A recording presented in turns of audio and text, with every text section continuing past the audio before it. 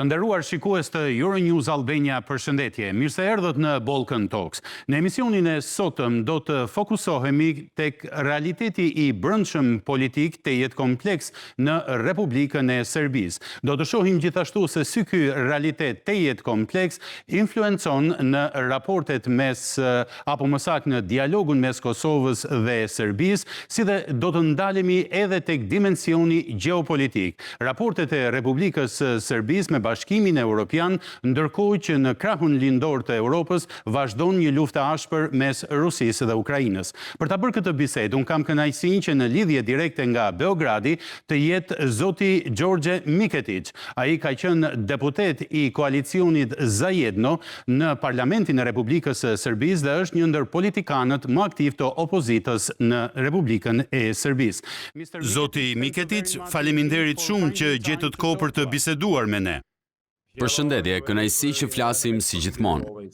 Thank you. Mr. Miketic. Faleminderit. Zoti Miketic, doja të filloja me një pyetje të drejtë për drejtë. Si do ta përkufizonit ju gjendjen e demokracisë serbe në këtë moment? At this given moment. Thank you for this.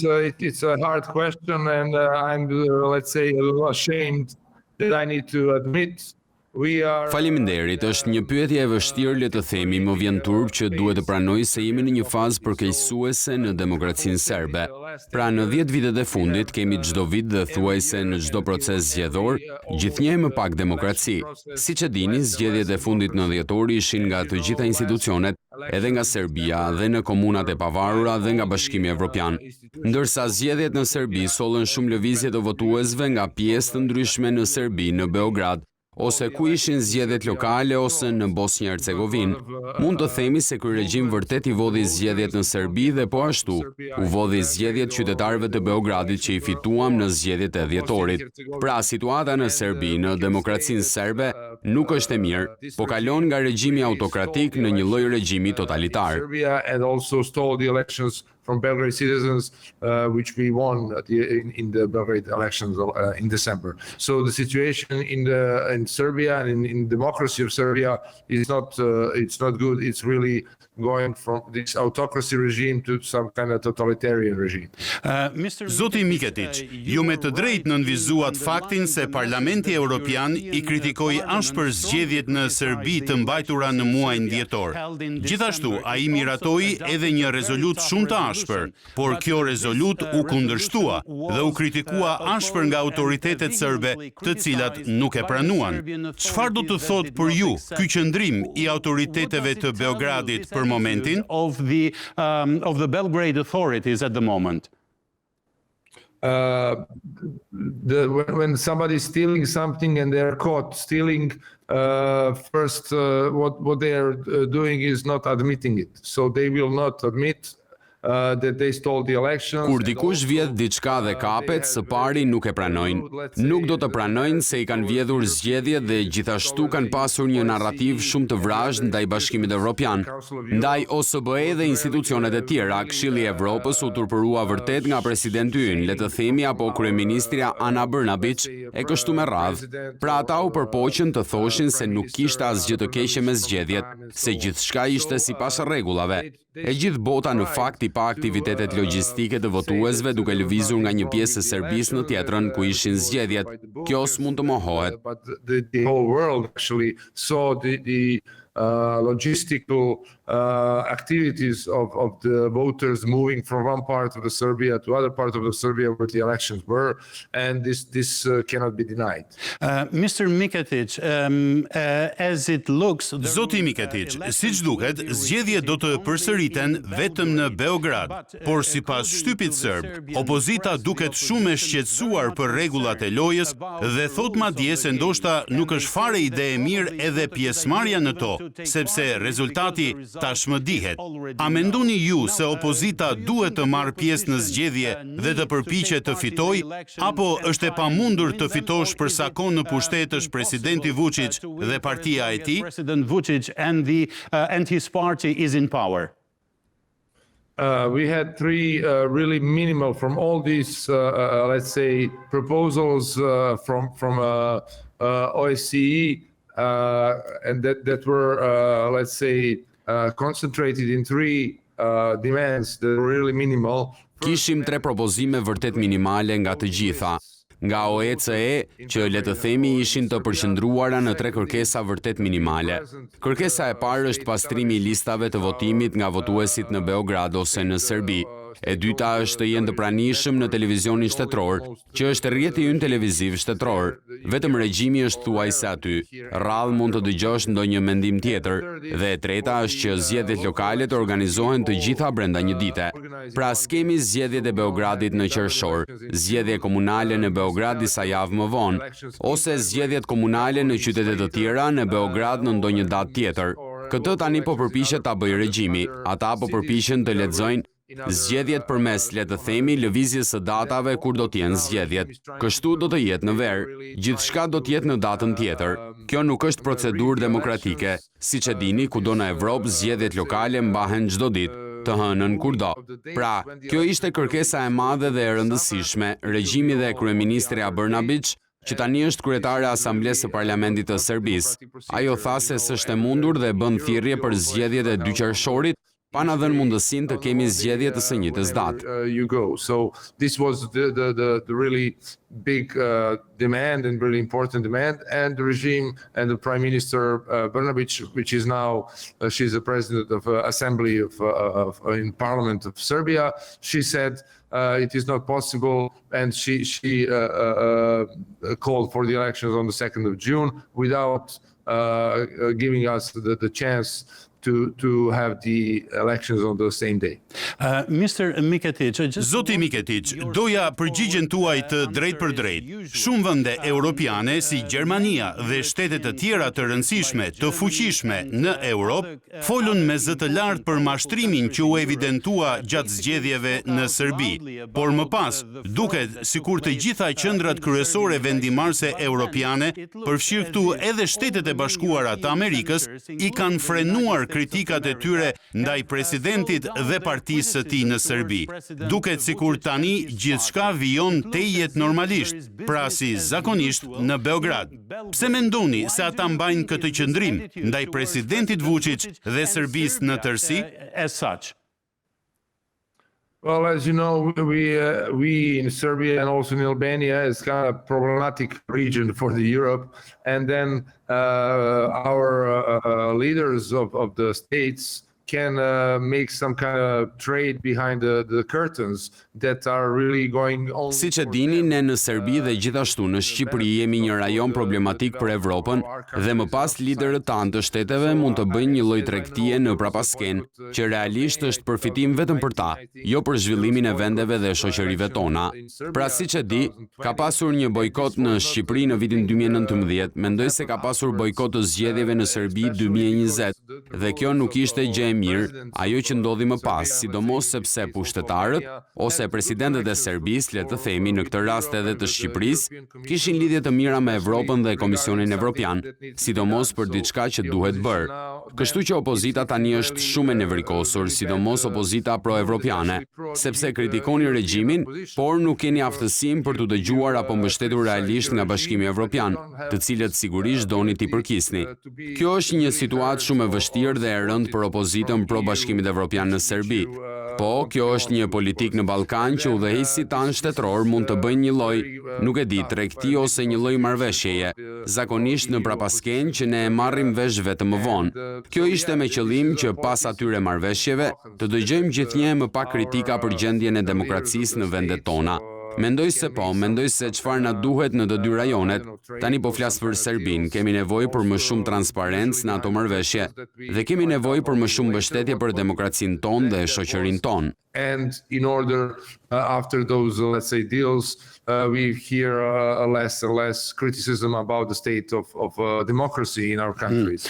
So I think what we need both in the whole region, and then now I'm speaking about Serbia, that we need really more transparency in those deals, and we need more support for our democracy and for our society. Mr. Miketic, as you mentioned, Zoti Miketic, siç e përmendët, zonja Brnabić tani është kryetare e Kuvendit dhe presidenti Vučić ka emëruar Miloš Vučevićin si kryeministër të ardhshëm të Serbisë.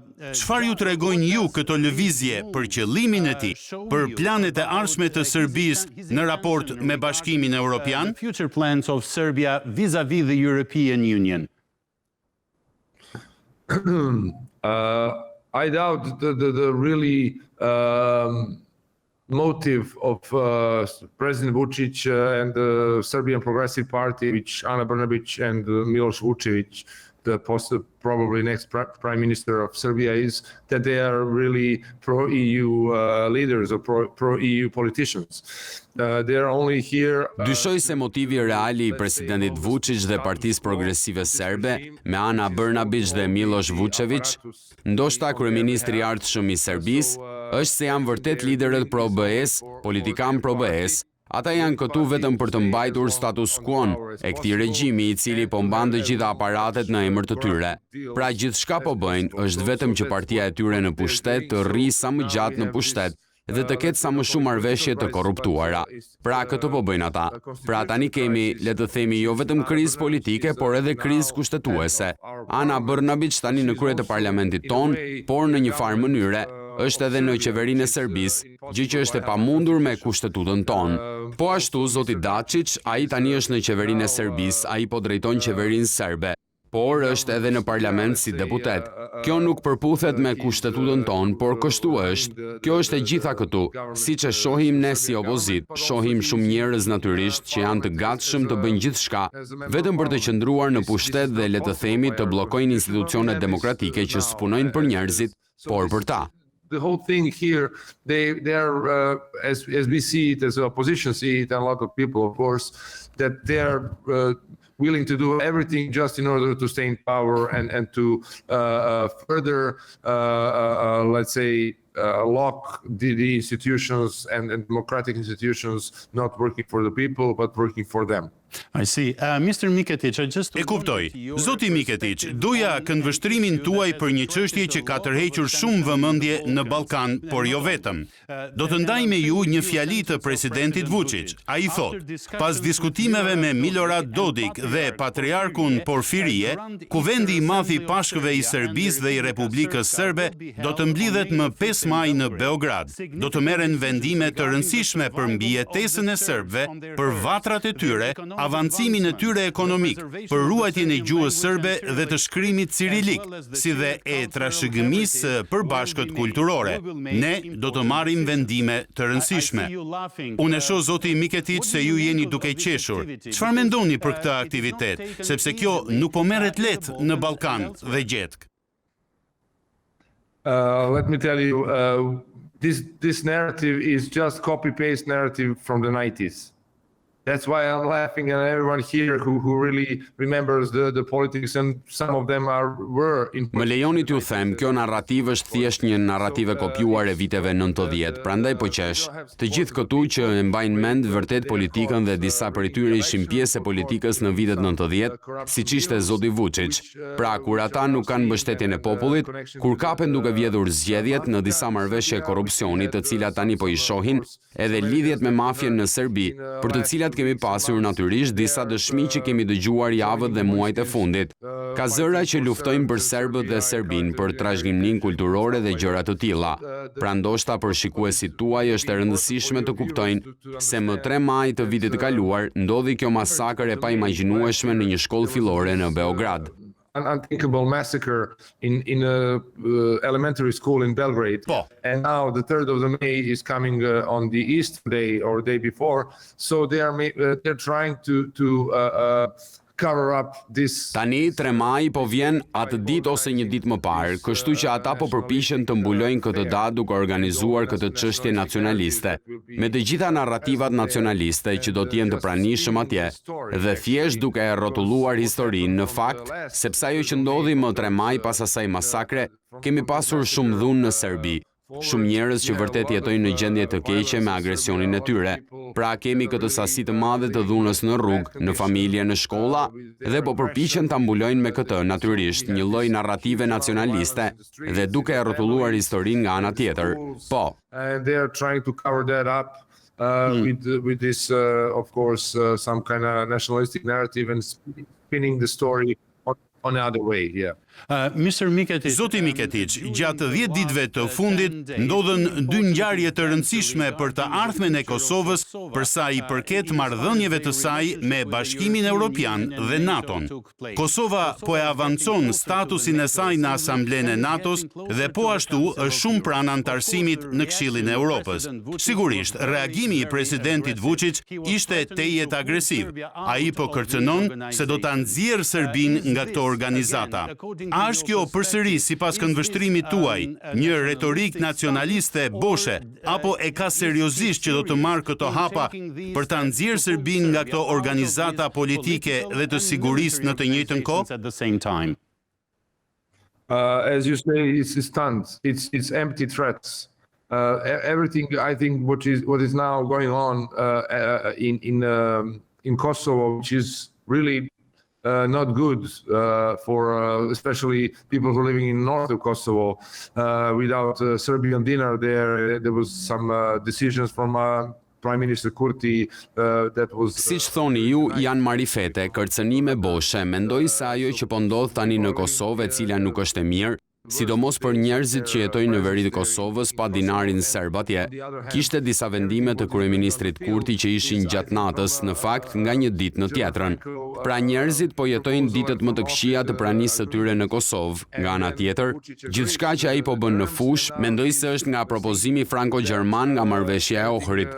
Më pas Vuçiç ra dakord me kushtet. Tani ai po mendon se gjithçka, e gjithë bota është kundër nesh, se do të shkojë se Serbia do ta udhëheqë Këshillin e Evropës dhe gjithë kjo, le të themi, sjellje e padrejtë ndaj Serbisë nga Bashkimi Evropian, nga bota, natyrisht nuk është e vërtetë. Ai thjesht po e përdor këtë për të mbuluar atë që ka rënë dakord në ato marrëveshje. Prandaj ju thash që në pyetjen e parë, ato marrëveshje duhet të jenë transparente. Partia jon donte vërtet të përfshihej më shumë në ato marrëveshje që mund t'i vëmë njerëzit që jetojnë në Kosovë në qendër të kësaj, të mos e tregojmë pushtetin e tij të zgjatur duke dëbuar dinarin serb nga Kosova, duke nxjerrë popullin serb nga institucionet në Kosovë dhe gjëra të tilla që janë bërë. Mendoj se kjo është faza e fundit e këtij regjimi. Më frikson vërtet se njerëzit në Kosovë po jetojnë keq e më keq. Na duhen politika dhe politikanë që përqendrohen te kërkesat e tyre në radhë të parë, që i kanë përparësi. Pra kemi këtë konflikt në Kosovë, kemi konflikt në të gjithë Ballkanin, në ish Jugosllavi. Na duhen vërtet politikanë që do të përpiqen të zgjidhin problemet, veçanërisht komunitetet shumë kulturore dhe shumë etnike për të punuar bashk, për të jetuar bashk, për të udhëtuar bashk. Këto zgjidhje na duhen. Nuk ka politikanë të tillë tani as në Beograd, as në Prishtinë. And what we need is to politics and politicians that will focus their demand on the first place. That would be the priority, you know. So we have this conflict in Kosovo, we have the conflict in whole Balkan, in ex-Yugoslavia. We really need now politicians that will try to resolve the problems and especially multicultural and multi-ethnical communities, to work together, to live together, to travel together. Yep. We need those kind of solutions. And we don't have these kind of politicians right now, neither in Belgrade, neither in Pristina. Zoti Miketic, në fakt doja t'u pyesja si politikan i rëndësishëm i opozitës në Serbi. Çfarë mendoni ju lidhur me deklaratën e ambasadorit amerikan në Beograd, Christopher Hill, kur ai u referua marrëdhënieve ndërmjet Serbisë dhe NATO-s? Para 10 ditësh ai u shpreh dhe e citoj: Serbia aktualisht është më afër të jetë partnere e NATO-s se sa Kosova. Si e shpjegoni ju këtë shprehje të tij? His expression. Well, let's say I also, as an opposition here in Serbia, think that Serbia, behind the scenes, behind the curtain, is getting closer to NATO. Le të themi, edhe unë si opozit këtu në Serbi, mendoj se Serbia në prapasken po i afrohet NATO-s. Për sa i përket narrativës së kundërt që kemi se Serbia është kundër NATO-s, Serbia do të jetë neutrale ushtarake dhe gjëra të tilla, por në terren nuk e shohim. Mendoj se ambasadori Hill ka disi të drejtë. Mendoj se ka më shumë informacion se unë, natyrisht, për lidhjet e qeverisë serbe dhe NATO-s. Kështu që siç e quajmë këtu, regjimi ynë është një diktaturë që rrotullohet. Pra gjithmonë e rrotullojnë historinë në një mënyrë tjetër. Pra, ka lidhje gjithnjë më të ngushta me NATO-n, nga ana tjetër ata flasin lirshëm me Rusinë, ose për të qenë ushtarakisht neutral, siç e shpjegova më parë në përgjigjet e mia të mëparshme, nga ana tjetër e retorikës nacionaliste që po përdorin, dhe pas kësaj tashmë ka një lloj marrëveshjeje që po ndodh. Pra, me këtë jemi mësuar këtu dhe e shohim si opozit, por kjo s'po i ndihmon qytetarët dhe votuesit tanë në Serbi, sepse ata s'po e shohin në mënyrën e duhur, pasi ne nuk kemi liri mediatike këtu. Pra po. We are used to hear and we see it here as the opposition, but this is not helping our citizens and voters in Serbia because they are not seeing this in the proper way since we don't have a very good media freedom here. So, yeah.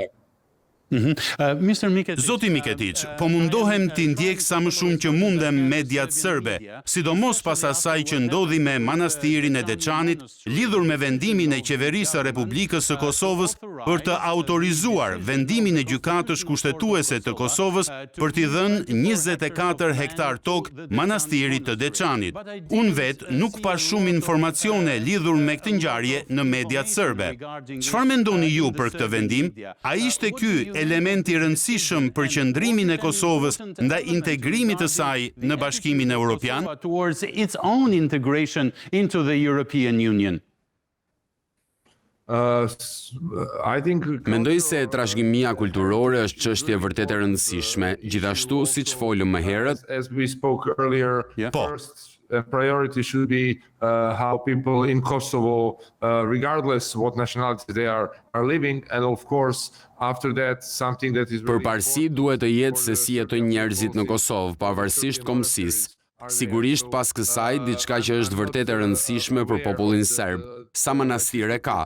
Kështu që nuk jam në dieni të legjislativit çfarë ka ndodhur në Kosovë, siç e thatë ju si duhet, sepse ne në mediat serbe nuk kemi pasur shumë lajme për shpalljet e gjykatës në Prishtinë.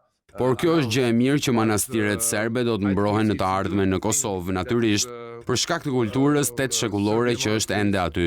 Mendoj se të gjithë ne duhet të jemi krenar për atë që sollen në këtë rajon, disa kisha vërtet të rëndësishme, edhe shkolla, institucione që ishte kisha në mesjet. Pra duhet ta mbajmë këtë si një perlë të kulturës son, jo vetëm serbët, por i gjithë rajoni natyrisht. Important churches, but also schools and the whole institution of the church was in the medievals brought to this region. So we need to keep this as a pearl of our culture, not only Serbian, but the whole region, of course. Mr. Miketić, I just wanted to ask you a simple question. Zoti Miketić, doja t'ju bëja një pyetje të thjeshtë në lidhje me gjendjen aktuale dhe të ardhmen e komunitetit serb që jeton brenda territorit të Kosovës.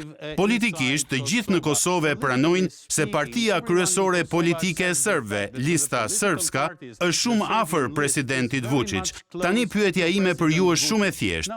Apo përpiqet presidenti Vuçić ta shtojë forcën e tij politike duke përfituar nga situata e serbëve në Kosovë, apo ai interesohet vërtet për të tashmen dhe të ardhmen e tyre atje? Who live in Kosovo, or does he really care about their present and their future?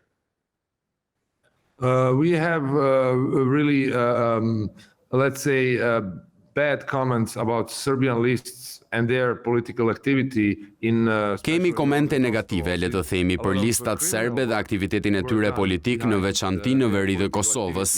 Pas veprimtarisë së tyre politike është bërë shumë punë kriminale dhe ne e dim këtë. Ka veprimtari kriminale edhe këtu në Serbi. Liderët e listës serbe shpresojmë se do të kapen së shpejti, por u njoftuan se disa marrëveshje korrupsioni për blerjen e disa kompanive ose disa, le të themi, punë infrastrukturore dhe po futnin shumë para në xhepat e tyre.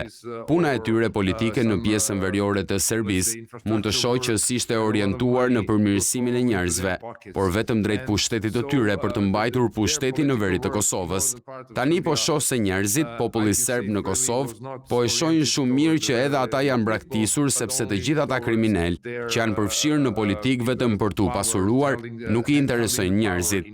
Ky është edhe i gjithë problemi i listës serbe, natyrisht. Jo i gjithë listës serbe, por sigurisht i disa liderëve. Left behind because all those criminals who involved in politics just to be richer and richer doesn't care about people, and that's the whole problem with the Serbian list. Of course, not the whole Serbian list, but some of the leaders, of course. Zoti Miketić, ndoshta pyetja e fundit për ju lutem. Si e shihni ju evoluimin e dialogut ndërmjet Serbisë dhe Kosovës, i ndihmuar nga Bashkimi Evropian, i cili po hyn vetë në një fazë zgjedhjesh të përgjithshme. Kemi gjithashtu zgjedhje edhe në Shtetet e Bashkuara të Amerikës. Pra, situata duket mjaft komplekse. Por, si politikan opozitar, çfarë mendoni ju për gjendjen aktuale dhe si e shihni të ardhmen e afërt? We are always for a dialogue. I think dialogue needs to be either on a technical or on the political level, but it needs to be as bigger as possible, and of course as Jemi gjithmonë pro dialogut, mendoj se dialogu duhet të jetë në nivel teknik ose politik, por duhet të jetë sa më i madh. Sigurisht, siç tham, tu jepet përparësi nevojave të njerëzve. Kemi lajmin sot nga Kosova, portali kosovar, që thot se njerëzit janë vërtet të dëshpëruar dhe këto vendime të kryeministrit Kurti për përjashtimin e dinarit serb nga sistemi i pagesave në një pjesë të Kosovës, i shkatërroi jetët e njerëzve atje. Kjo nuk na duhet. Ne duhet të kemi një dialog dhe të kemi çfarëdo marrëveshjeje që mund ta gjejmë. Sigurisht ka gjithmonë zgjidhje, nëse duam të ndihmojmë njerëzit. Prandaj po them se njerëzit në Kosovë janë në mes të regjimit nacionalist, si në Beograd ashtu edhe në Prishtinë. Prandaj jeta e tyre po bëhet gjithnjë më e keqe dhe dialogu është zgjidhje. Shpresoj që dialogu të shkojë në atë mënyrë që t'i jap prioritet nevojës së njerëzve. Nationalistic regime both in Belgrade and in Pristina, and that's why their life is getting worse and worse, and the dialogue is solution, and I hope the dialogue will go in that way that it will prioritize the need of the people. Zoti Miketić, ju falenderoj shumë për kohën dhe pikpamjet që ndat me shikuesit e Euronews Albania. Ju jam jashtëzakonisht mirënjohës. Shumë faleminderit. Faleminderit shumë, është gjithmonë kënaqësi. Faleminderit. Të nderuar shikues të Euronews Albania, ky ishte Balkan Talks për ditën e sotme. Deri në takimin ton të radhës, nga unë Franco Egro, faleminderit për vëmendjen me cilën na ndoqët dhe miru takofshim.